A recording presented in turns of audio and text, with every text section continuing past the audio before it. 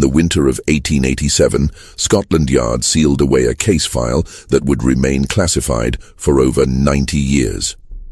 The file contained detailed accounts of 7 brutal murders that terrorized London's affluent Belgravia district for 8 months, each victim found with an identical carving on their chest and traces of an unknown substance that left them with frozen expressions of twisted laughter. What made these killings particularly disturbing wasn't just their methodical nature, but the fact that witnesses consistently described hearing genuine, echoing laughter coming from the victims' homes hours after their deaths had been confirmed by the police surgeon. The case was abruptly closed when the lead investigator, Inspector Edmund Harwick, vanished without a trace, leaving behind only a cryptic note that read, "The laughter never stops. It follows you home."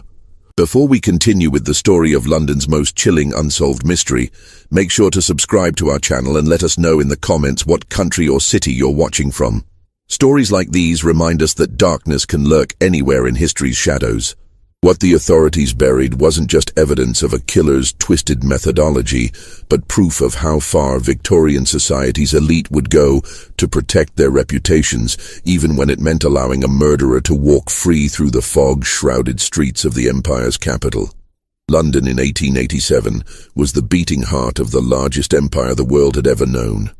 Queen Victoria's Golden Jubilee that year had celebrated 50 years of her reign, with elaborate parades down the Mall and festivities that lasted for weeks. The city had never seemed more prosperous or powerful, its influence stretching from the tea plantations of Ceylon to the diamond mines of South Africa. Gas lamps flickered along the cobblestone streets like earthbound stars, casting dancing shadows between the grand Georgian terraces and the newer Victorian mansions that housed Britain's industrial aristocracy. The very air of London carried the weight of empire, the sweet smoke of coal fires mixing with the salt breeze from the Thames, the distant clatter of hansom cabs over cobblestones, and the constant hum of a city that never truly slept. By day, the streets bustled with merchants, clerks, and servants hurrying about their business, their footsteps echoing off the limestone facades of buildings that seemed to stretch endlessly toward the grey English sky. By night, the city transformed into something altogether more mysterious, its gas-lit streets creating pools of yellow light separated by vast stretches of impenetrable shadow. Belgravia had emerged as the most fashionable district for London's newly wealthy families, a carefully planned neighbourhood of pristine white stucco townhouses and garden squares that spoke of refined taste and substantial fortune. Unlike the old aristocracy with their ancestral estates in the countryside, these were the railroad barons, textile magnates, and shipping tycoons who had built their fortunes during the Industrial Revolution. Their elaborate townhouses, with their pristine facades, wrought-iron balconies, and meticulously maintained front gardens, stood as monuments to Britain's global dominance and the new wealth it had created.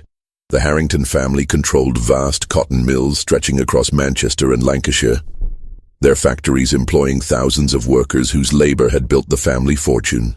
Lord Charles Harrington, a man of imposing presence with steel-grey whiskers and eyes that missed nothing, had purchased his Belgrave Square mansion for the astronomical sum of £12,000, a price that reflected not just the property's grandeur, but the social status it conferred. Lady Margaret Harrington, 20 years his junior and possessed of the refined beauty that came from a lifetime of privilege, hosted elaborate dinner parties that brought together politicians, businessmen, and cultural figures from across the empire. While the Cavendish dynasty had made their millions importing tea and opium from the Far East, their clipper ships racing across the Indian Ocean loaded with precious cargo that filled London's warehouses and lined their family coffers. The youngest Cavendish brother, Geoffrey, had inherited not only substantial wealth, but also the family's appreciation for the finer things in life: art, literature, music, and most particularly, the theatre. His Chester Square residence was known throughout London's cultural circles for its intimate salons, where writers, actors, and intellectuals gathered to discuss the latest artistic movements sweeping across Europe. The Pemberton family fortune came from coal mines that honeycombed the hills of Wales and northern England. their black gold feeding the steam engines that powered Britain's industrial might. Lord William Pemberton, despite his rough beginnings as a miner's son, had transformed himself into one of London's most respected businessmen, though he never quite lost the trace of his working-class accent that marked him as nouveau riche among the established aristocracy. Inspector Edmund Harwick of Scotland Yard had been patrolling these privileged streets for 15 years, rising through the ranks from a common constable walking the dangerous beats of Whitechapel to one of the Metropolitan Police's most respected detectives. At 45, he possessed the methodical mind of a true Victorian gentleman, educated at a grammar school that had taught him to read Latin and Greek alongside his police training. His colleagues knew him as a man who could move comfortably among the upper classes when duty required, yet never forgot his own humble origins as the son of a Hampshire blacksmith. Harwick's appearance reflected his dual nature, tall and lean with prematurely grey hair that gave him an air of distinguished authority, yet his hands remained calloused from his youth spent working in his father's forge. His dark eyes held the steady gaze of a man who had seen humanity at its worst, yet maintained enough optimism to believe that justice could still prevail. He lived alone in modest lodgings on Montague Street near the British Museum, a bachelor who had devoted his life entirely to his work, finding companionship in the books that lined his small sitting room and the occasional evening spent at his local public house discussing cases with fellow officers. The autumn of 1887 had been particularly harsh, with early frost appearing in Hyde Park by the first week of October, and thick yellow fogs rolling off the Thames to settle over the city like a suffocating blanket. These weren't the romantic mists of poetry, but the choking pea-soupers that came from countless coal fires mixing with the natural fog off the river. The smoke-laden air could reduce visibility to mere yards, turning familiar streets into alien landscapes where even lifelong Londoners lost their way. On particularly foggy nights, the gas lamps seemed to float in space like disembodied spirits, their feeble light creating more shadows than illumination. The clip-clop of horses' hooves on cobblestones would emerge from the murk without warning, followed by the ghostly shape of a hansom cab, materializing and disappearing again into the gloom. It was said that Jack the Ripper himself would begin using these fogs to his advantage in the East End, though those murders lay nearly a year in the future. For now, in Belgravia, the wealthy felt safe behind their locked doors and uniformed servants, protected by their money and social position from the violence that plagued the poorer districts. That sense of security, built on privilege and social position, would prove to be fatally misplaced. For in the fog-shrouded streets of Victorian London, death could take any form, even that of laughter echoing through the darkness long after its source had been silenced forever. October 15th, 1887.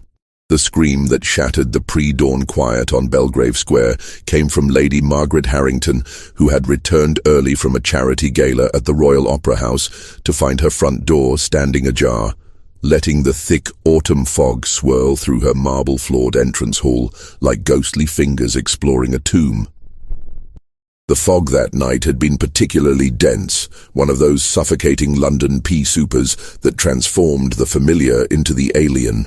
Gas lamps along the square created small pools of sickly yellow light, but beyond their feeble reach lay an impenetrable wall of grey-green mist that seemed to muffle sound and distort distance. Lady Margaret's hansom cab had been forced to proceed at walking pace, the driver calling out warnings to other traffic that might be hidden in the murk. She had left the opera early, pleading a headache to her companions, though in truth she had grown weary of the evening's entertainment, a tedious performance of Wagner that seemed to drone on interminably. The charity gala was one of those obligatory social functions that came with her position in society, an opportunity for London's wealthy to see and be seen while making token contributions to worthy causes. She had worn her finest emerald silk gown, the one that complemented her auburn hair and made her green eyes sparkle in the gaslight. But by the second act, she found herself longing for the comfort of her own drawing room and a cup of properly prepared tea. The journey home through the fog-shrouded streets had taken nearly twice as long as usual, the familiar landmarks of Belgravia rendered invisible by the thick mist. Street after street looked identical in the murk, and even her experienced driver had been forced to stop twice to get his bearings by reading street signs in the dim glow of the gas lamps. The fog seemed to press against the windows of the cab like a living thing, and Lady Margaret found herself grateful for the warmth of her ermine opera cloak and the familiar sound of the horses' hooves on cobblestones. When they finally reached Belgrave Square, Lady Margaret noticed immediately that something was wrong. The front door of her townhouse stood slightly open, a rectangle of warm gaslight from the entrance hall spilling out into the fog like a golden invitation. This was unprecedented. Mrs. Eleanor Whitfield, her head housekeeper, was known throughout the household for her rigid adherence to proper security procedures. Never in 23 years of faithful service had she left a door unlocked, let alone standing open to the London night. Lady Margaret's first thought was that perhaps Mrs. Whitfield had been taken ill and needed immediate medical attention. The housekeeper was approaching 60 and had been showing signs of the fatigue that came with age and a lifetime of hard work. Just the previous week, she had seemed unusually distracted, talking to herself more frequently than usual as she went about her duties. The other servants had mentioned hearing her engaged in what seemed like animated conversations in empty rooms, though when questioned, Mrs. Whitfield had simply smiled and claimed she was practicing elocution exercises. As Lady Margaret climbed the steps to her front door, her silk evening slippers clicking against the wet stone, she called out softly, "Mrs. Whitfield, Eleanor, are you quite well?" The fog seemed to swallow her voice, making even her own words sound strange and distant. The gas jets in the entrance hall flickered as the night air swirled through the open door, creating dancing shadows on the polished marble floor and the gilt-framed portraits that lined the walls. Mrs. Eleanor Whitfield, the Harrington family's head housekeeper of 23 years, lay sprawled across the Persian carpet in the main drawing room, her body positioned with an almost theatrical precision that would haunt Lady Margaret for the rest of her days. Her silver hair, usually pinned back in a severe bun that reflected her no-nonsense approach to household management, had been carefully arranged around her head like a halo, each strand placed with deliberate artistry. Her weathered hands, which had scrubbed countless floors and polished endless pieces of silver during her decades of service, were folded peacefully across her chest in the manner of a proper Christian burial. But it was her face that transformed the scene from tragedy into nightmare. Mrs.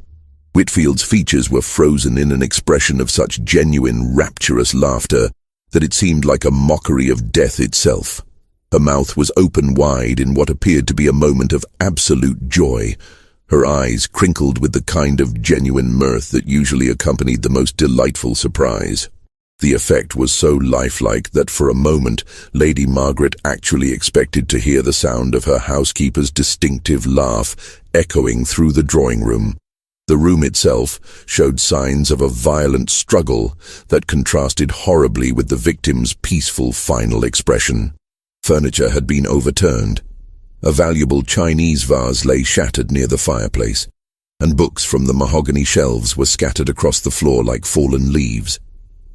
The heavy velvet curtains had been torn down from one window, and Lady Margaret's collection of delicate porcelain figurines lay broken among the cushions of the horsehair sofa. Inspector Harwick arrived as the first pale light of dawn began to filter through the fog, accompanied by the familiar sounds of London awakening, the distant call of milk vendors beginning their rounds, the clip-clop of early morning traffic, and the gradual increase in street noise that marked the transition from night to day. The inspector's tall, lean figure cut an imposing silhouette as he emerged from the fog, his dark overcoat and bowler hat making him appear like a character from one of the Gothic novels that had become so popular among London's reading public. The scene was unlike anything Harwick had witnessed in his long career with Scotland Yard, and he had seen enough violence to fill several lifetimes. Mrs. Whitfield's body showed clear evidence of a prolonged and violent struggle. Her fingernails were torn and caked with what appeared to be her attacker's skin and blood. Purple bruises encircled her throat like a necklace of violence, and defensive wounds along her forearms told the story of a woman who had fought desperately for her life. Yet her face displayed that unnaturally perfect expression of joy, as if she had died while witnessing something wonderfully amusing. "Blimey, sir," whispered Constable James Thornberry, Harwick's young assistant, as he knelt beside the corpse with the queasy expression of a man seeing his first truly disturbing crime scene.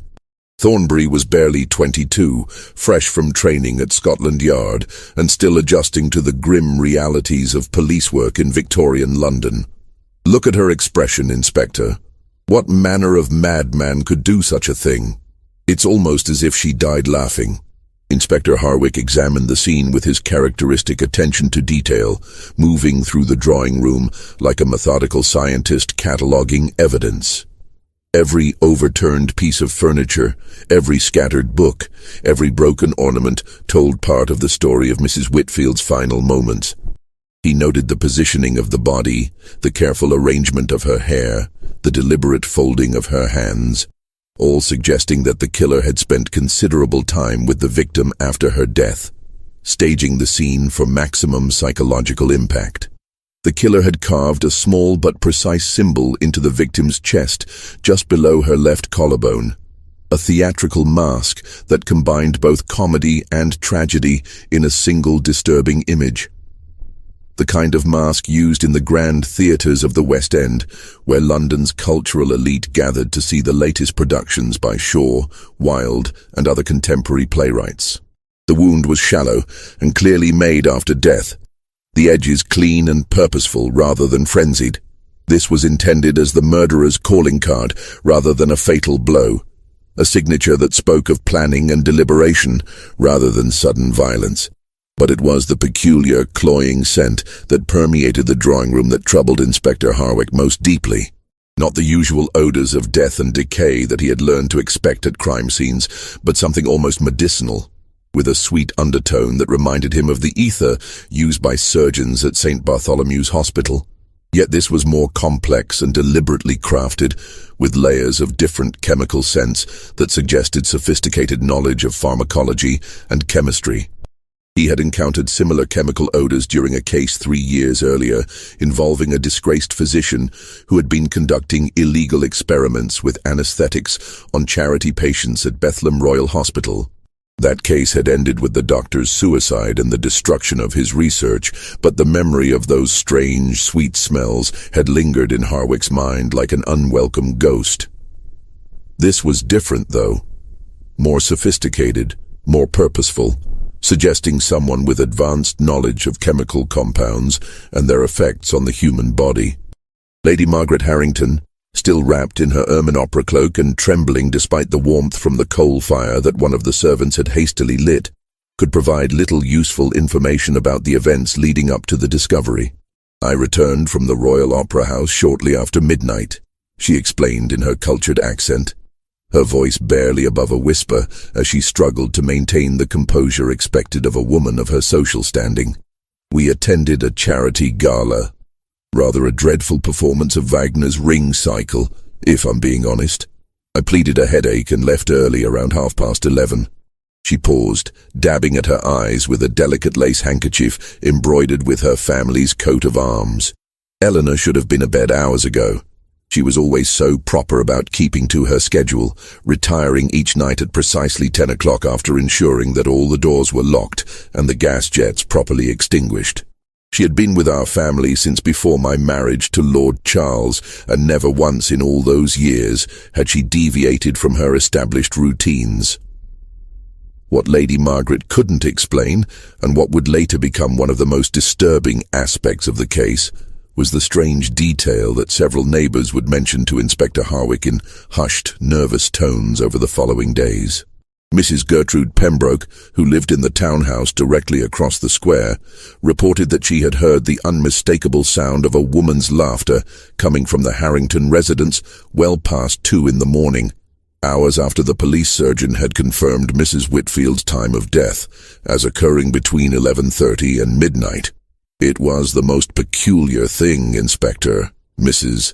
Pembroke explained when Harwick called upon her the following afternoon.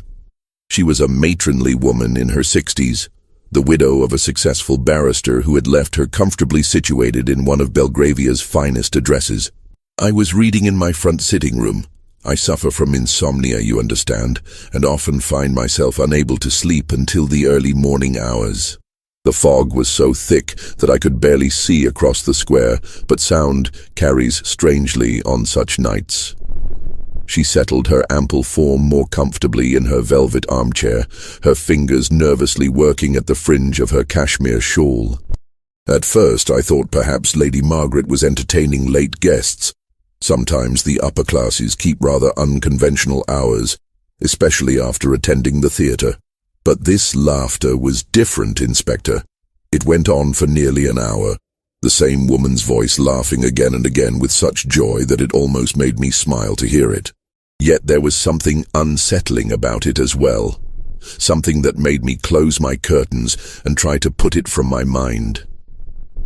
The first victim had been claimed by what the newspapers would soon christen the Laughing Man, though the killer's identity and motives remained as mysterious as the fog that shrouded the gaslit streets of Victorian London. Inspector Harwick found himself facing not just a murder investigation, but a puzzle that seemed to challenge the very foundations of rational thought and scientific understanding. Word of the brutal murder spread through Belgravia's social circles like wildfire, despite the Harrington family's desperate attempts to maintain discretion and protect their reputation from the taint of scandal.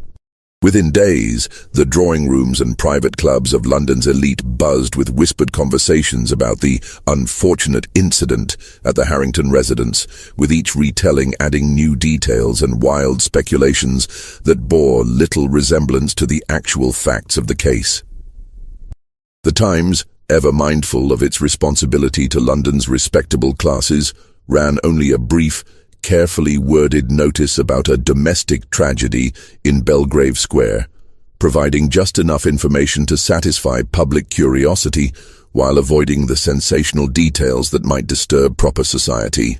The article, buried on page 6 between advertisements for patent medicines and notices of upcoming charity events, simply stated that Mrs. Eleanor Whitfield, a long-time servant in the household of Lord and Lady Harrington, had been found deceased under circumstances that were being investigated by the Metropolitan Police. However, the more sensational penny papers seized upon the story, with characteristic Victorian appetite for scandal and Gothic horror. The Illustrated Police News, with its lurid woodcut illustrations and breathless prose, splashed the story across its front page under the headline, "Mysterious Death in Belgravia, Servant Found with Ghastly Smile." The accompanying illustration, though wildly inaccurate in its details, captured something of the disturbing nature of the crime and helped to cement the case in the public imagination. Inspector Harwick found himself walking a delicate political tightrope that required all of his diplomatic skills and understanding of Victorian social hierarchy. The Harrington family wielded considerable influence throughout London's corridors of power. Lord Charles Harrington not only sat in the House of Lords, but held substantial investments in railways across the empire and maintained close friendships with several members of Parliament.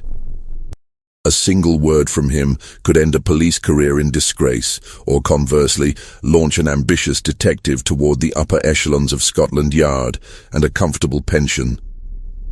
Yet Harwick's sense of justice, honed by 15 years of police work in London's toughest neighbourhoods, demanded a thorough investigation regardless of social consequences. He had seen too many cases where wealth and privilege had bought silence and allowed criminals to escape justice. Mrs. Whitfield, despite her humble position as a servant, deserved the same careful attention to her murder as would be given to any member of the aristocracy. The inspector's initial inquiries into Mrs. Whitfield's background revealed a woman who had lived an exemplary life of service and devotion to her employers.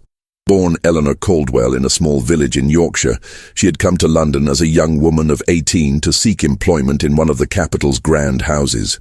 Through hard work, natural intelligence, and an innate understanding of the complex social dynamics that governed Victorian household management. She had risen from scullery maid to head housekeeper over the course of 2 decades. The other servants in the Harrington household spoke of Mrs. Whitfield with genuine affection and respect.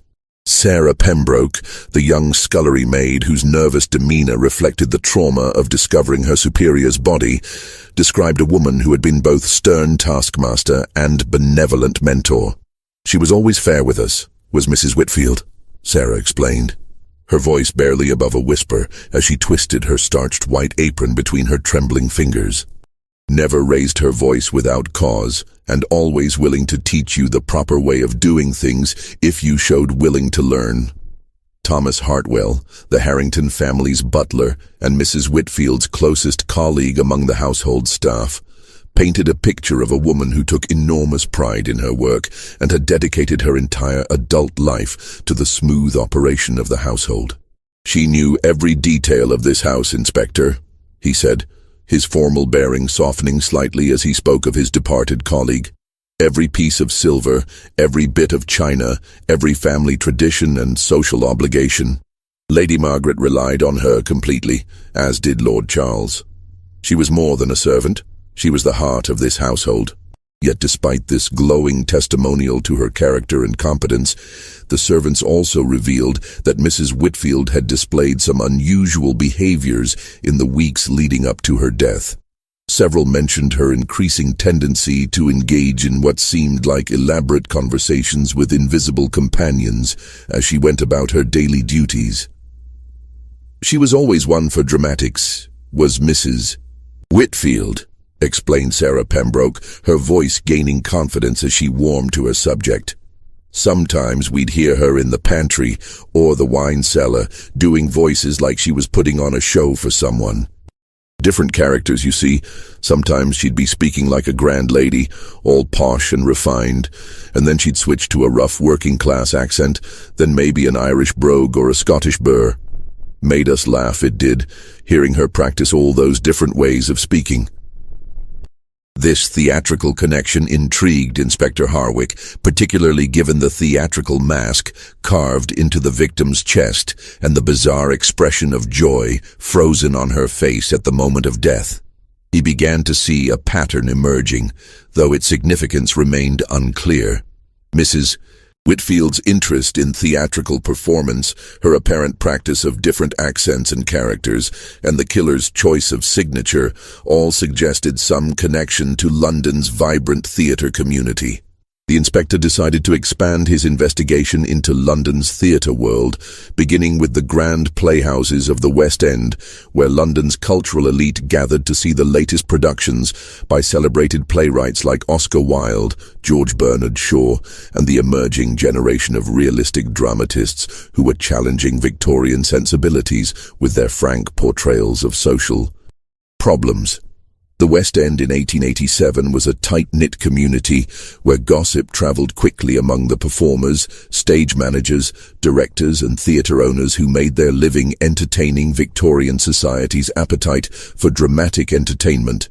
The Lyceum Theatre, under the management of the legendary Henry Irving, had become the pinnacle of London theatrical achievement, while newer venues like the Savoy Theatre were experimenting with electric lighting and other technological innovations that promised to revolutionize the theatrical experience.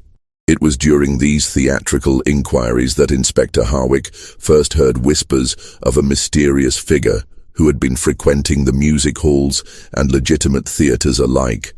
A well-dressed gentleman who always attended performances alone, never spoke to anyone, but was occasionally seen laughing with such intensity during inappropriate moments that other patrons found it deeply disturbing. Several theatre managers reported complaints from audience members about this individual's bizarre reactions to dramatic scenes, particularly those involving death, tragedy, or intense emotional content. "Gave me the shivers, something terrible he did," confided Albert Grimsby, manager of the Lyceum Theatre, as he led Inspector Harwick through the empty theatre on a grey November afternoon. The vast auditorium, stripped of its usual evening glamour, seemed almost ghostly in the pale daylight filtering through the tall windows. This gentleman, and he was obviously a gentleman, mind you, from his clothes and bearing, sat in the same box seat for 3 consecutive nights during our production of Macbeth. Every time someone died on stage, every time Lady Macbeth delivered one of her mad scenes, he'd start laughing. Not chuckling or polite applause, you understand, but proper belly laughs that echoed through the entire theatre. Grimsby paused in his narrative, clearly disturbed by the memory even weeks after the incident. The other patrons began to complain, said it was ruining their enjoyment of the performance. Mr. Irving himself noticed from the stage, and was quite put out by the disruption. We finally had to ask the gentleman not to return, though he took the request with remarkable good humor. Said he understood completely and complimented us on our authentic portrayal of mortality's absurdity. Those were his exact words, Inspector. Not the sort of thing you'd expect to hear from a typical theatre patron. Yet when Harwick pressed the various theatre managers and employees for detailed descriptions of this mysterious figure, the accounts varied significantly and often contradicted each other in ways that suggested either multiple individuals or someone with a remarkable talent for altering his appearance. Some remembered a tall man with dark hair and a prominent mustache, reminiscent of the fashionable style favored by military officers, while others recalled someone shorter and clean-shaven, with the pale complexion of a scholar or professional man. The only consistent details across all the accounts were that the mysterious patron always wore expensive evening clothes that marked him as a member of the upper classes, seemed to possess intimate knowledge of each performance, as if he had attended rehearsals or studied the scripts in advance, and displayed that disturbing tendency to laugh at moments when any normal person would feel sadness, fear, or dramatic tension. 3 weeks after Mrs. Whitfield's murder, as London's fog grew thicker with the approaching winter and the gas lamps seemed to burn with increasing desperation against the encroaching darkness, the killer struck again. This time, the victim was Mr. Geoffrey Cavendish, the younger brother of the tea importing dynasty, found dead in his private study in Chester Square under circumstances that were both similar to and distinctly different from the first murder. The discovery was made by Mr. Cavendish's manservant, a nervous young man named William Hartley, who had been in the gentleman's employ for less than 6 months. Hartley had arrived at the usual hour of 7 in the morning to light the fires and prepare his master's breakfast, only to find the study door locked from the inside and no response to his increasingly frantic knocking. When the door was finally forced open by a locksmith summoned by the household's cook, the scene that greeted them was one that would be seared into their memories forever. Mr. Geoffrey Cavendish sat upright in his favorite leather armchair, a massive piece of furniture positioned beside the fireplace where he customarily spent his evenings reading and correspondence. He was dressed in his burgundy velvet smoking jacket and appeared at first glance to be merely sleeping, his head tilted back against the chair's high back and his hands resting comfortably on the armrests. But like Mrs. Whitfield before him, his face was frozen in that same expression of ecstatic, rapturous laughter that seemed to mock the very concept of death itself. The study itself told a different story than the first crime scene. Where Mrs. Whitfield's death had occurred during a violent struggle that left the Harrington drawing room in shambles, Mr. Cavendish appeared to have died peacefully, almost as if he had simply succumbed to an overwhelming fit of mirth while reading. The room remained perfectly ordered, with not a single book out of place on the mahogany shelves that lined the walls from floor to ceiling. A leather-bound volume lay open in the dead man's lap, a collection of comedic plays by the contemporary playwright Oscar Wilde, open to a page containing dialogue from The Importance of Being Earnest. The irony was not lost on Inspector Harwick, who noted that the open page contained Lady Bracknell's famous line about the importance of maintaining proper composure in the face of life's trials and tribulations. But the most disturbing detail, one that would haunt Inspector Harwick for months to come, was revealed by the other residents of Chester Square, who had been awakened during the night by sounds coming from the Cavendish residence. Mrs. Adelaide Pemberton, an elderly widow who lived in the adjoining townhouse, reported hearing laughter echoing through the walls well past 3 in the morning, hours after the police surgeon would later determine that Mr. Cavendish had died sometime between 10 and 11 o'clock the previous evening. "It was the strangest thing, Inspector," Mrs. Pemberton explained when Harwick interviewed her the following day. She was a dignified woman in her 70s, the relict of a successful shipping merchant who had left her well provided for in one of London's most prestigious addresses. "The walls between our houses are quite thick. They were built to ensure privacy for families of quality. Yet I could hear this gentleman's laughter as clearly as if he was sitting in my own drawing room." She paused to pour tea from an elaborate silver service, her hands trembling slightly with age or nervousness. "What troubled me most was the duration of it, Inspector. It wasn't the brief amusement one might experience while reading a particularly witty passage. This laughter continued for hours, sometimes stopping for a few minutes only to resume with even greater intensity. I finally took a sleeping powder around 4 in the morning, but even then I could hear it echoing through my dreams." Inspector Harwick's investigation into Geoffrey Cavendish's background revealed a man who moved in entirely different circles from Mrs. Whitfield, making the connection between the victims even more puzzling. Cavendish was a gentleman of independent means, educated at Cambridge University, where he had studied classics and literature, before inheriting a substantial fortune from his family's tea importing business. Unlike his older brother Marcus, who managed the family's commercial interests with ruthless efficiency, Geoffrey had chosen to pursue a life of intellectual and cultural interests. He was a regular patron of London's theatre scene, known throughout the West End as a generous supporter of new playwrights and innovative productions. His Chester Square residence was famous throughout London's cultural circles for its intimate salons where writers, actors, critics, and intellectuals gathered twice weekly to discuss the latest artistic movements sweeping across Europe. Oscar Wilde himself had been a frequent guest, as had George Bernard Shaw, the controversial Irish playwright whose realistic dramas were challenging Victorian sensibilities with their frank portrayals of social problems. Cavendish had never married, preferring to dedicate his life to the pursuit of knowledge and aesthetic experience. His private library contained over 3,000 volumes, covering subjects ranging from classical literature to the latest scientific treatises on human psychology and behavior.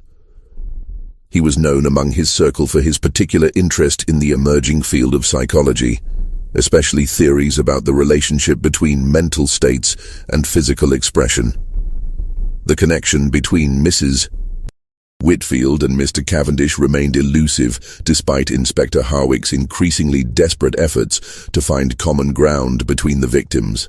She was a working-class woman who had spent her life in service to others, while he was an educated gentleman who moved among London's cultural elite. Their social worlds rarely intersected, yet both had been killed by the same methodical hand. Both left with that haunting expression of joy, and both had somehow continued laughing hours after their deaths. It was Constable Thornbury, still eager to prove himself despite his queasy reaction to violent crime scenes, who made the breakthrough discovery that would crack the case wide open. While conducting a thorough search of Cavendish's study under Inspector Harwick's supervision, the young constable noticed that the wooden panel behind the gentleman's massive desk seemed slightly loose. Further investigation revealed a secret compartment containing a collection of items that shed an entirely new light on the investigation. Hidden in this concealed space was a small leather diary, its pages filled with Geoffrey Cavendish's precise handwriting, documenting his growing obsession with what he called the authentic expression of human emotion. The diary entries, spanning the previous 6 months, revealed a man who had become increasingly fascinated with the idea that most human expressions of feeling were mere social performances designed to meet the expectations of Victorian society rather than genuine manifestations of inner experience. June 3, 1887, read one particularly revealing entry. Attended the Pembertons' dinner party this evening. Observed Mrs. Harrington's housekeeper, a woman of remarkable theatrical sensibility. While serving the soup course, she displayed what appeared to be genuine amusement at Lady Pemberton's story about her difficulties with her new cook. Unlike the polite, restrained laughter of the dinner guests, this woman's response seemed completely authentic and unfiltered by social convention. Would be most interested to study her reactions under more controlled circumstances. Another entry, dated just 2 weeks before Cavendish's death, was even more disturbing. Have made contact with Dr. H regarding the experiments we discussed. He has agreed to collaborate on our investigation into the chemical induction of authentic emotional states. The preliminary compounds show remarkable promise for overriding the social conditioning that suppresses genuine human response. If successful, we shall finally witness pure, unrestrained emotion in its most natural form. But it was the final entry, written just 2 days before his death, that sent a chill through Inspector Harwick's spine as he read it by the flickering gaslight in Cavendish's study. The work begins tomorrow night.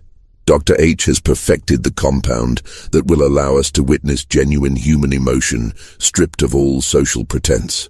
I have volunteered to be the first subject, confident that my scientific curiosity will overcome any temporary discomfort.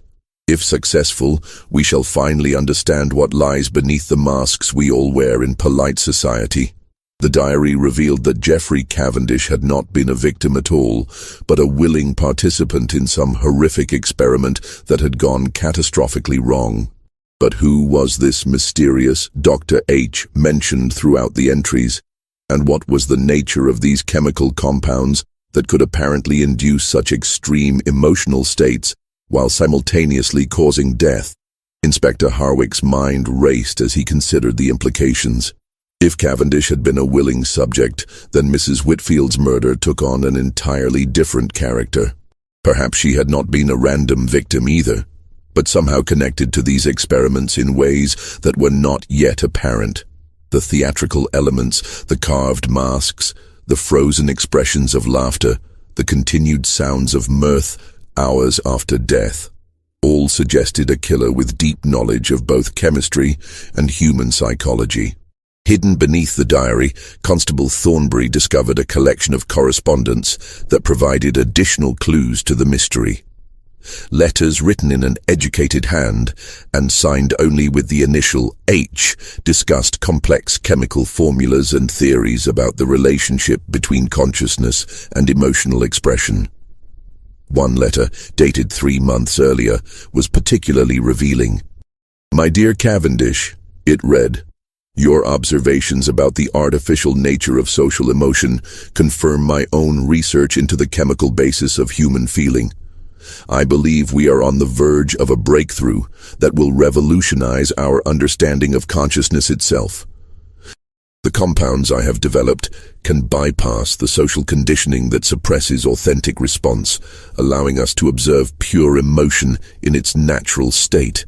However, I must caution you that the effects are not yet fully understood, and the dosage requires precise calculation to avoid unintended consequences." As Inspector Harwick read through the correspondence, he began to piece together a picture of systematic experimentation that went far beyond simple murder.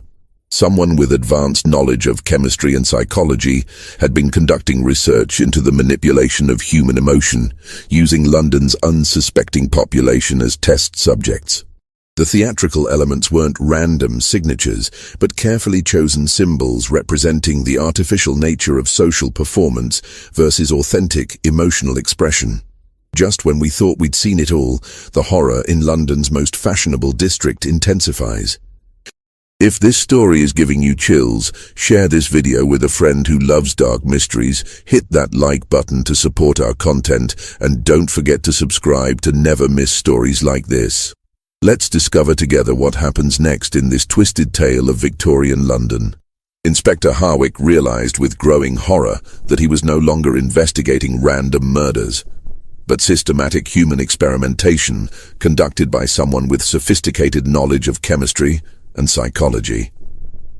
The revelation transformed his entire approach to the case, shifting from hunting a conventional killer to pursuing what amounted to a mad scientist using London's population as laboratory subjects. The inspector's inquiries into Geoffrey Cavendish's intellectual circle led him deep into the shadowy world of Victorian pseudoscience and experimental medicine.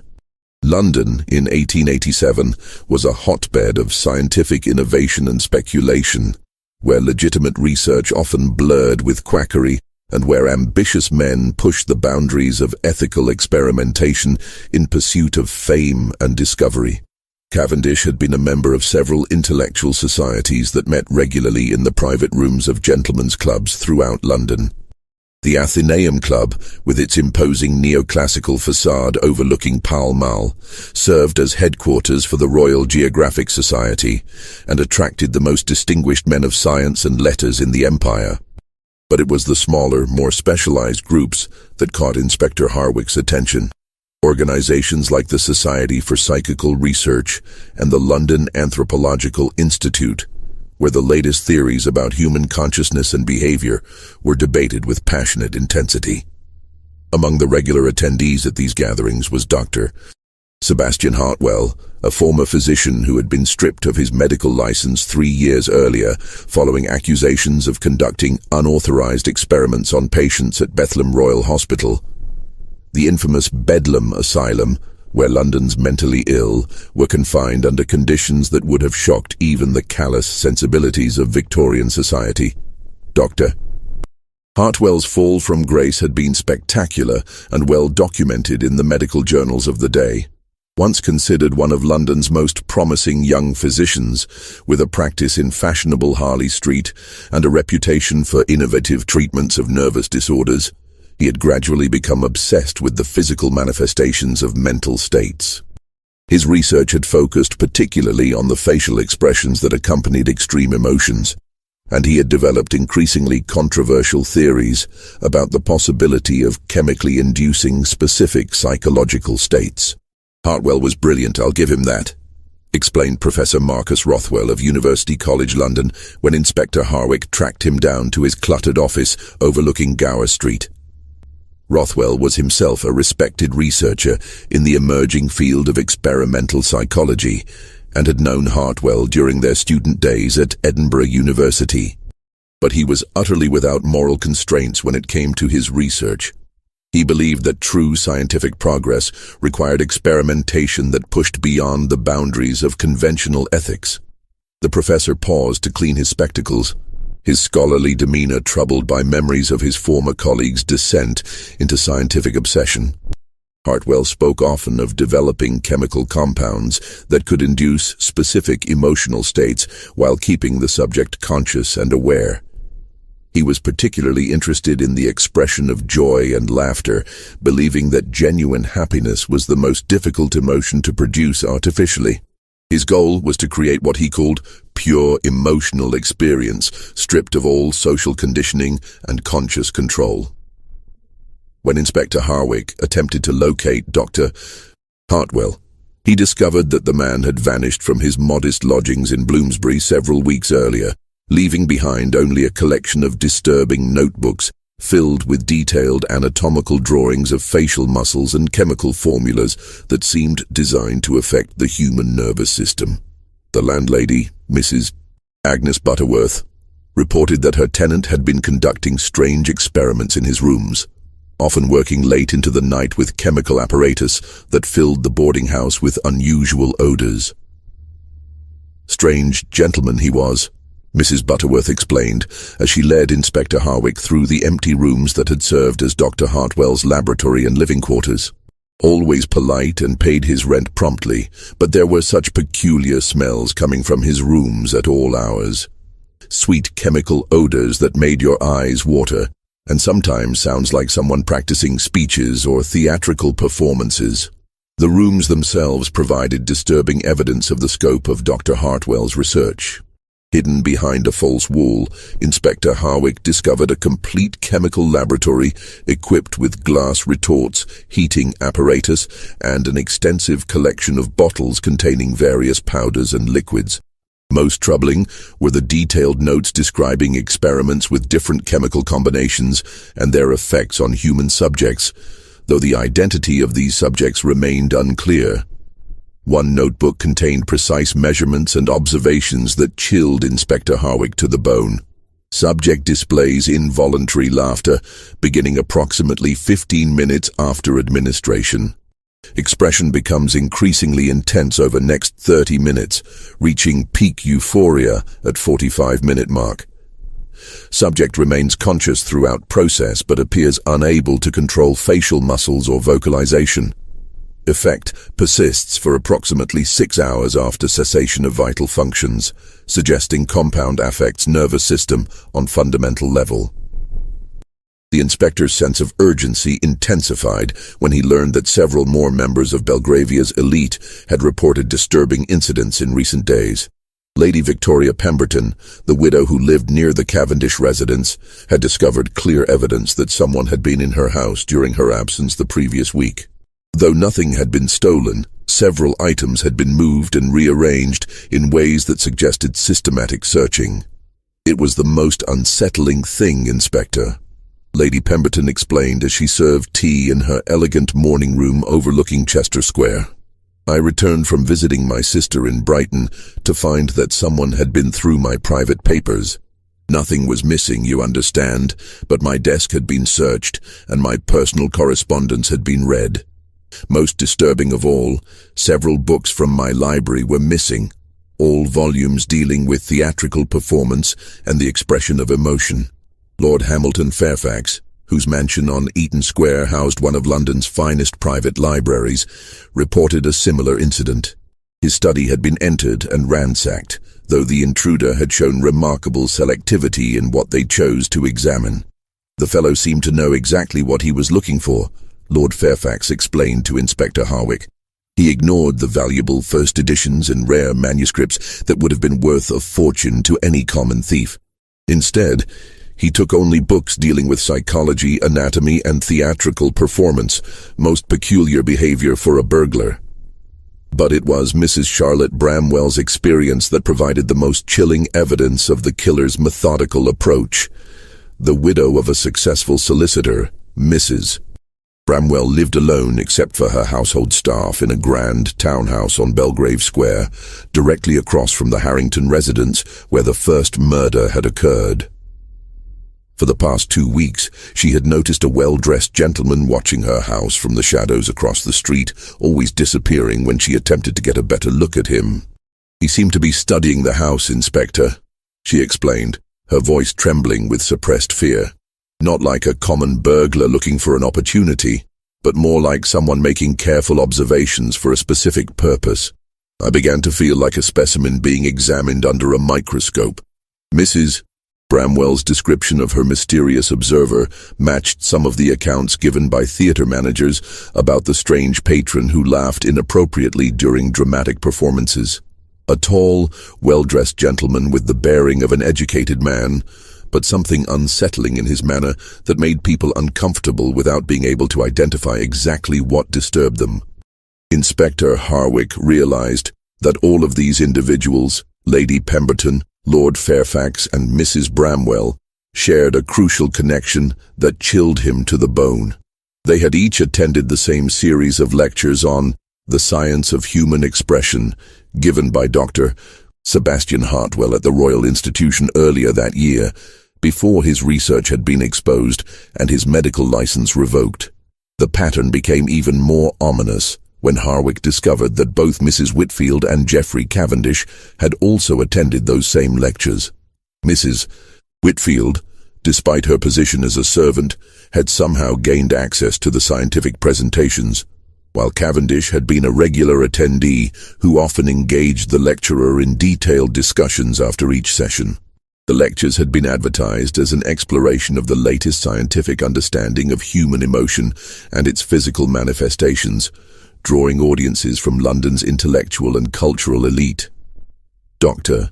Hartwell had used the platform to present his theories about authentic versus artificial emotional expression, arguing that most human feelings were mere social performances rather than genuine psychological states. According to newspaper accounts of the lectures, Dr.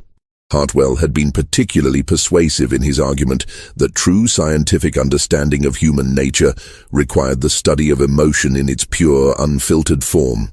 He had suggested that chemical compounds might be developed to bypass social conditioning and reveal the authentic emotional responses that lay buried beneath the veneer of civilized behavior. What none of the audience members had realized was that Dr. Hartwell was not merely presenting theoretical possibilities, but outlining a program of human experimentation that he intended to conduct, using members of the audience as unwitting subjects. The killer wasn't choosing victims randomly. He was working methodically through a list of people who had shown interest in his disturbing theories about the manipulation of human emotion. As winter deepened and the London fogs grew thicker, transforming the gaslit streets into a maze of shadows and uncertainty, Inspector Harwick found himself racing against time to protect potential victims while hunting a killer who understood human psychology in ways that defied conventional police methods. The case had evolved far beyond simple murder investigation. It had become a desperate attempt to stop systematic human experimentation conducted by someone who viewed his fellow human beings as nothing more than laboratory specimens. The inspector's investigation revealed that Dr. Hartwell had been preparing for his experiments for months, carefully selecting subjects who had demonstrated interest in his theories and systematically gathering information about their habits, schedules, and vulnerabilities. The theatrical elements, the carved masks, the frozen expressions of laughter, the posthumous sounds of mirth, weren't random signatures, but carefully crafted symbols designed to demonstrate his theories about the artificial nature of social emotion. Each murder was not just an act of violence, but a scientific demonstration intended to prove Dr. Hartwell's theories about authentic emotional expression. The victims weren't dying from conventional violence, but from chemical compounds that induced overwhelming euphoria, while simultaneously causing fatal physiological reactions. The continued laughter heard hours after death wasn't supernatural phenomenon, but evidence of drugs that affected the nervous system so profoundly that they continued to influence the body even after brain death had occurred. Inspector Harwick realized that he was facing an opponent who combined the ruthless methodology of a scientist with the twisted psychology of a serial killer. Dr. Hartwell wasn't simply murdering people, he was conducting systematic research into the nature of human consciousness, using murder as his experimental method and London's elite as his unwilling laboratory subjects. The breakthrough that would finally lead Inspector Harwick to his quarry came from an unexpected source, a young medical student named Thomas Whitmore who had attended Dr. Hartwell's lectures and become increasingly concerned about the direction of the former physician's research. Whitmore had initially been fascinated by Hartwell's theories about emotional authenticity and had even volunteered to assist with what he believed would be harmless psychological experiments. "I thought we were engaged in legitimate scientific research," Whitmore explained when he finally worked up the courage to contact Scotland Yard after reading about the Cavendish murder in the morning papers. Dr. Hartwell spoke eloquently about advancing our understanding of human consciousness, and I was honored to be invited to participate in his work. But as the experiments progressed, I began to realize that we were crossing ethical boundaries that no responsible scientist should transgress. The young man's account revealed the full scope of Dr. Hartwell's operation. Working from a hidden laboratory in the basement of an abandoned warehouse near the London docks, the former physician had been developing increasingly sophisticated chemical compounds designed to manipulate human emotion and consciousness. His ultimate goal was to create what he called pure emotional experience, states of feeling so intense and authentic that they transcended the social conditioning that governed normal human behavior. He had developed several different formulas, Whitmore continued, his voice shaking as he recalled the horror of what he had witnessed. Some induced overwhelming terror, others created states of profound melancholy. But his greatest achievement was the compound that produced uncontrollable euphoria. He called it his essence of joy, and claimed it could reveal the true nature of human happiness by stripping away all artificial constraints. Whitmore's description of the laboratory matched the chemical apparatus that Inspector Harwick had discovered in Dr. Hartwell's abandoned lodgings, but on a much larger scale. The basement facility contained enough equipment to produce chemical compounds in significant quantities, along with detailed records of experiments conducted on dozens of subjects over the course of several months. Most of the early subjects were volunteers from the medical schools and the workhouses, Whitmore explained. Dr. Hartwell convinced them they were participating in legitimate research that would advance scientific knowledge and potentially benefit humanity. Many of them were desperate for the small payments he offered, and they trusted his credentials as a physician. None of them understood the true nature of what they were volunteering for. But as Dr. Hartwell's experiments became more extreme and dangerous, he had been forced to seek unwilling subjects among London's more affluent population.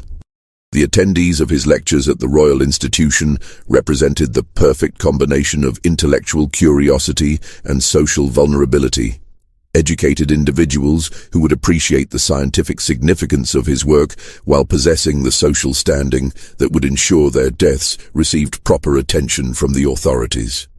He spoke often of the need to demonstrate his theories to the broader scientific community, Whitmore recalled. He believed that by conducting his experiments on prominent members of society, he could force the medical establishment to acknowledge the importance of his research. Each death was intended as both a scientific demonstration and a challenge to conventional thinking about human consciousness. The revelation that Dr. Hartwell was using murder as a form of scientific publication horrified Inspector Harwick, but it also provided crucial information about where the killer might be found. Whitmore had provided detailed directions to the warehouse laboratory, along with information about Dr. Hartwell's habits and schedule. On a fog-shrouded evening in late December, when the thick yellow mist off the Thames had reduced visibility to mere yards, and the distant sound of ships' horns echoed mournfully across the water, Inspector Harwick received the message he had been both anticipating and dreading. A street urchin delivered an elegant envelope to his lodgings containing an invitation written in Dr. Hartwell's distinctive educated hand. "My dear Inspector Harwick," the note read, "your investigation has been most thorough and professional, though I fear you have fundamentally misunderstood the nature of my work. I am not a common criminal but a scientist pursuing knowledge that will revolutionize our understanding of human consciousness. If you wish to witness the culmination of my research and understand the true significance of what I have accomplished, I invite you to join me at the Adelphi Theatre at midnight tonight. Come alone and prepare to observe the most authentic expression of human emotion ever recorded by science. Your investigation ends tonight, as does your limited understanding of what it means to be truly human." Inspector Harwick knew without question that it was a trap designed to make him the final subject in Dr. Hartwell's horrific experiments. But 3 months of fruitless investigation had left him with few alternatives, and his sense of duty demanded that he face whatever dangers lay ahead in order to prevent further murders. He made careful arrangements for backup officers to follow at a distance, armed himself with both his service revolver and a small bottle of smelling salts that might counteract chemical incapacitation, and set out through the fog-shrouded streets toward what he suspected would be his final confrontation with the Laughing Man. The Adelphi Theatre stood dark and empty on the Strand, its grand neoclassical facade casting eerie shadows in the weak gaslight that struggled to penetrate the thick fog. The stage door had been left unlocked, and Inspector Harwick found himself walking through empty corridors lined with theatrical posters advertising productions that had entertained London audiences for decades. The building seemed to echo with the ghostly memories of thousands of past performances, the very air thick with the accumulated emotions of countless actors and spectators. As he made his way toward the main auditorium, Inspector Harwick could hear voices coming from the stage. Not the single voice he had expected, but what sounded like a conversation between multiple individuals. The revelation that Dr. Hartwell was not alone sent a chill through the inspector's spine as he realized that the scope of the conspiracy might be far larger than he had imagined. He found them illuminated on the stage by a single calcium light that cast harsh shadows across the ornate proscenium arch. Dr.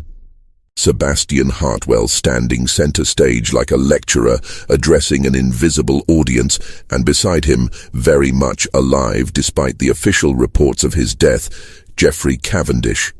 The younger Cavendish brother had not been murdered at all, but had been a willing collaborator in Dr. Hartwell's experiments from the very beginning. "Inspector Harwick?" Dr. Hartwell called out, his voice carrying easily through the empty theater, with the trained projection of a man accustomed to addressing large audiences. "How extraordinarily punctual of you to join our final performance. Please, do take a seat in the front row.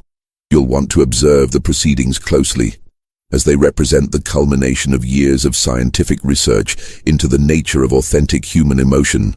The truth, when it finally emerged in Dr. Hartwell's lengthy explanation, was more disturbing than Inspector Harwick had dared imagine.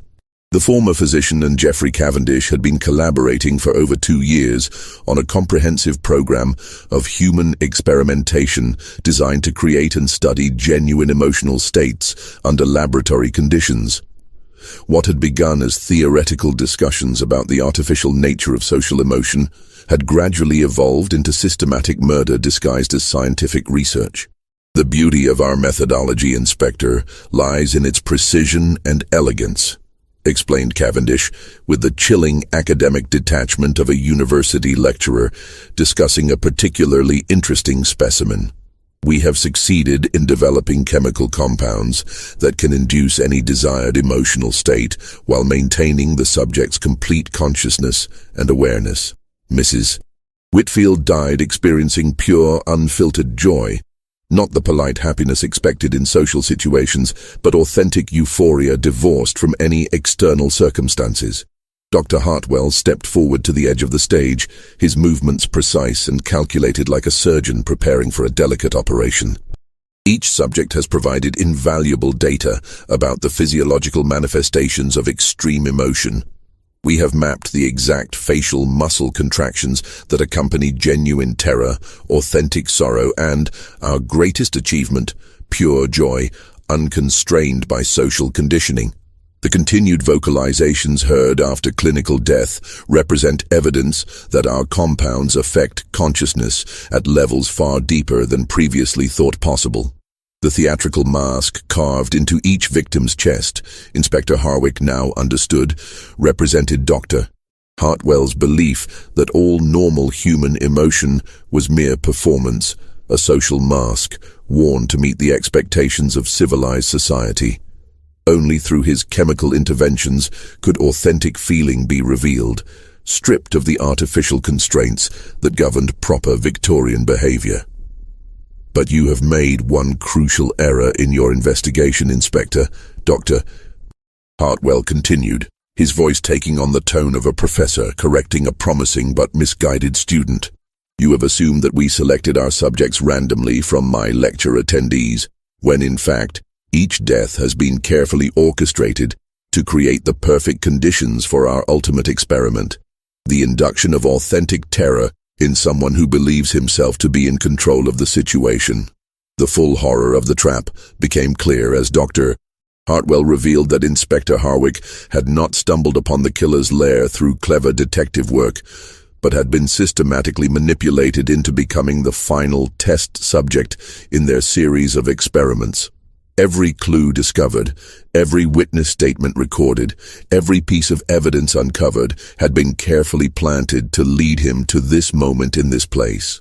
"Your colleagues at Scotland Yard have been intercepted by our associates and will not be coming to your assistance," Geoffrey Cavendish added with casual cruelty.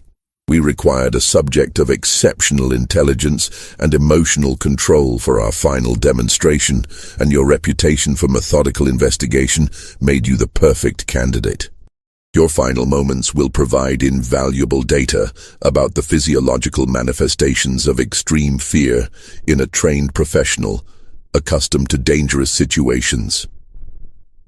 Dr. Hartwell raised a small glass vial containing a clear liquid that seemed to glow with its own internal light in the harsh calcium illumination. This compound represents the culmination of our research, Inspector.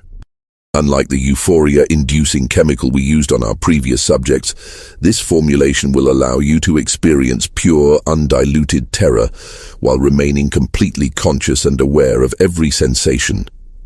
Your death will provide the final piece of data needed to complete our understanding of authentic human emotion.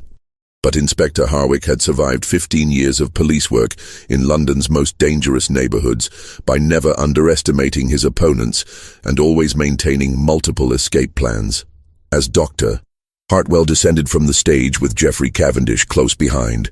The inspector feigned compliance and resignation while secretly preparing for a desperate gambit that represented his only hope of survival. Hidden in his waistcoat pocket was a small mirror that he routinely carried for signaling purposes during surveillance operations. As Doctor, Hartwell approached with the vial of chemical compound. Inspector Harwick suddenly pulled out the mirror and used it to redirect the beam of the calcium light directly into both men's eyes, temporarily blinding them and disrupting their carefully planned assault. The struggle that followed was brief but vicious, fought out on the stage of the Adelphi Theatre, with the empty seats of the auditorium serving as silent witnesses to a battle between scientific madness and justice. Geoffrey Cavendish, despite his gentleman's education and social refinement, proved to be no match for a seasoned police officer trained in close combat. Dr. Hartwell, temporarily blinded and disoriented by the redirected light, stumbled backward toward the orchestra pit while trying to maintain his grip on the vial of chemical compound. In the end, it was Dr. Hartwell's own scientific precision that proved to be his downfall. As he fell into the orchestra pit, the glass vial shattered against the wooden flooring, releasing its contents into the air, where both he and the unconscious Geoffrey Cavendish inhaled the concentrated vapors of the terror-inducing compound that had been intended for Inspector Harwick. The arrest of Dr. Sebastian Hartwell and Geoffrey Cavendish, along with the subsequent investigation into their network of accomplices and victims, sent shockwaves through Victorian London's scientific, medical and social communities that would reverberate for decades to come. The trial, held at the Old Bailey in the spring of 1888, became one of the most sensational legal proceedings of the era, revealing the full scope of their collaborative experiments and the systematic way they had manipulated both victims and investigators in pursuit of their twisted understanding of human consciousness. The courtroom proceedings, presided over by Mr. Justice Hawkins and attended by representatives from every major London newspaper, laid bare the horrifying details of what would become known as the Laughing Man murders. Dr. Hartwell's chemical compounds were found to be far more sophisticated than anyone had initially suspected, representing a level of pharmacological knowledge that was decades ahead of contemporary medical understanding. Working with equipment stolen or purchased from various London hospitals, universities and chemical supply companies, Dr. Hartwell had created what modern science would recognize as early psychoactive drugs capable of inducing specific emotional states while simultaneously affecting motor control and cognitive function. His laboratory notes, presented as evidence during the trial, revealed systematic experimentation on human subjects that violated every principle of medical ethics and human decency. The prosecution, led by Sir Charles Russell, painted a picture of two educated men who had used their intelligence and social position to conduct systematic murder under the guise of scientific research. These defendants, Sir Charles argued in his opening statement, represent the most dangerous type of criminal, those who cloak their evil intentions in the respectable language of scientific inquiry and intellectual progress. Geoffrey Cavendish's role in the conspiracy proved to be equally crucial and far more extensive than initially suspected. His social position and financial resources had provided the infrastructure necessary for Dr. Hartwell's experiments, while his connections throughout London's cultural and intellectual circles had enabled them to identify and select suitable victims. His faked death, had been accomplished through a sophisticated combination of chemical manipulation and theatrical performance that had fooled even experienced police surgeons. The trial revealed that the two men had been collaborating for nearly 3 years, beginning with theoretical discussions about the nature of human emotion and gradually evolving into systematic experimentation on human subjects. Their early victims had been drawn from London's most vulnerable populations: medical students desperate for money, workhouse residents with no family connections, and street people whose disappearances would attract no official attention. As their experiments became more sophisticated and their confidence grew, they had begun targeting members of London's upper classes who had attended Dr. Hartwell's lectures on human emotion. These victims represented both intellectual challenges and public demonstrations of their theories, designed to force the broader scientific community to acknowledge the significance of their research. The chemical compounds developed by Dr. Hartwell were studied extensively by government chemists and medical researchers, though the full results of these investigations were classified and sealed away in government archives. Some historians suggest that this early research into psychoactive substances influenced later military and intelligence applications during the Boer War and beyond, though official records regarding such uses remain classified to this day. Dr. Hartwell himself suffered irreparable damage from exposure to his own terror-inducing compound during the final confrontation at the Adelphi Theatre. The concentrated vapors that he had inhaled caused permanent psychological trauma that left him in a state of constant, overwhelming fear that no medical treatment could alleviate. During his trial, he was often unable to testify coherently, frequently breaking into uncontrollable fits of terror that required him to be removed from the courtroom. Geoffrey Cavendish suffered similar exposure to the chemical compound, but seemed to recover more completely, though he displayed periodic episodes of panic and anxiety that suggested lasting psychological damage. His testimony during the trial provided crucial details about the scope and methodology of their experiments, though he showed no apparent remorse for the suffering they had caused. The case represented a turning point in criminal investigation methods, demonstrating the need for police officers to understand not just traditional criminal motivations, but also the potential for scientific knowledge to be perverted for evil purposes. Inspector Harwick's methodical approach and willingness to pursue leads into London's intellectual community became a model for future investigations involving educated criminals who used their knowledge and social position to commit sophisticated crimes. Inspector Harwick himself was promoted to Chief Inspector following the successful resolution of the case, though the experience left lasting effects on his personal and professional life. He became one of Scotland Yard's leading experts on cases involving scientific or medical elements, consulted regularly by other police forces throughout the Empire when they encountered crimes that seemed to involve specialized knowledge. The inspector never forgot the lesson learned during his confrontation with Dr. Hartwell, that the greatest monsters often wore the faces of educated, respectable citizens who justified their actions through appeals to scientific progress and intellectual advancement. His subsequent cases frequently involved professionals who had used their specialized knowledge to commit crimes that would have been impossible for ordinary criminals to conceive or execute. The Adelphi Theatre, where the final confrontation had taken place, underwent extensive renovation following the case. Workers discovered hidden chambers beneath the stage, where Dr. Hartwell had stored chemical equipment and conducted preliminary experiments. Among the items found were detailed notes documenting each murder, plans for future victims who were never claimed, and correspondence with associates in other cities who had apparently been conducting similar experiments. Most disturbing of all was the discovery of a comprehensive list containing the names of over 50 prominent Londoners who had been selected as potential subjects for future experiments.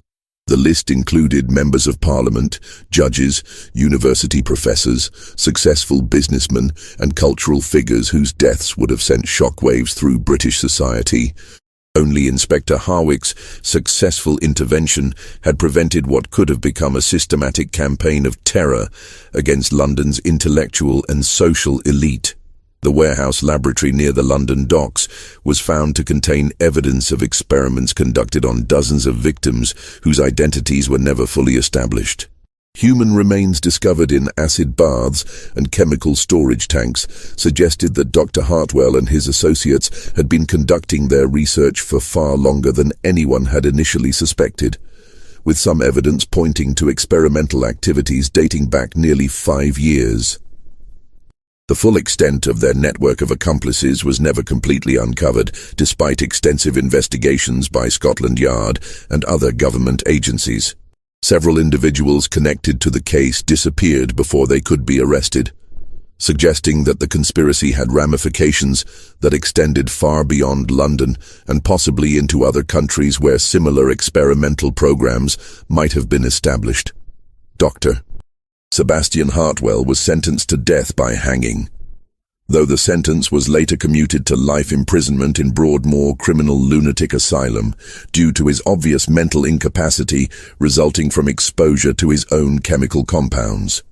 He died in custody less than 2 years later under circumstances that were never fully explained, though prison medical records suggest that his constant state of terror eventually caused complete cardiovascular failure. Geoffrey Cavendish received a life sentence of hard labor at Pentonville Prison, where he was assigned to work in the prison workshop, making mail bags and performing other manual labor that represented a dramatic change from his previous life of wealth and privilege. Prison records indicate that he adapted poorly to incarceration, suffering from recurring nightmares and panic attacks that frequently required medical intervention. He died in his cell in 1890, apparently from natural causes, though some fellow prisoners reported that he had been heard laughing uncontrollably for hours before his death, an eerie echo of the symptoms experienced by his former victims. The chemical formulas developed by Dr. Hartwell were never fully reconstructed, despite intensive efforts by government chemists and medical researchers. Most of his laboratory notes were deliberately destroyed during the investigation to prevent the information from falling into the wrong hands, though copies were reportedly retained by various government agencies for potential future research purposes.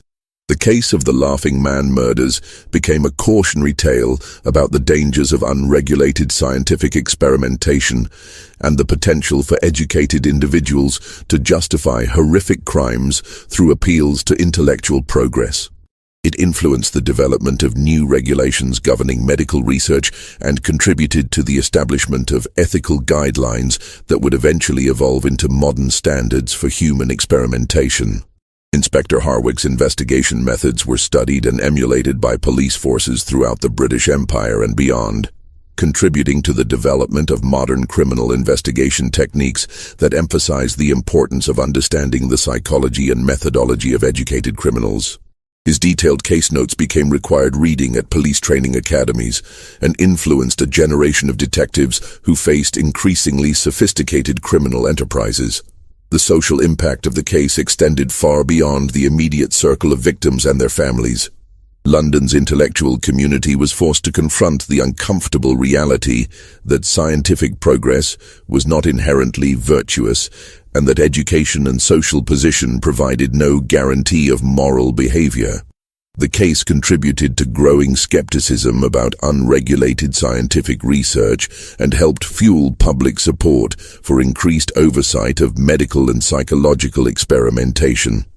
This mystery shows us how the Victorian-era's unbridled faith in scientific progress could create an environment where educated individuals felt justified in treating human lives as mere subjects for experimentation.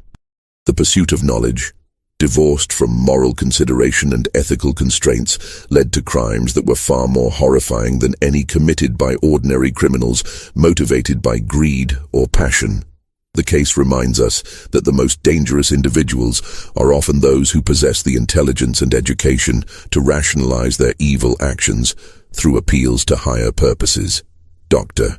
Hartwell and Geoffrey Cavendish genuinely believed that their research would advance human understanding and benefit society, even as they systematically murdered innocent people in pursuit of their twisted vision of scientific progress.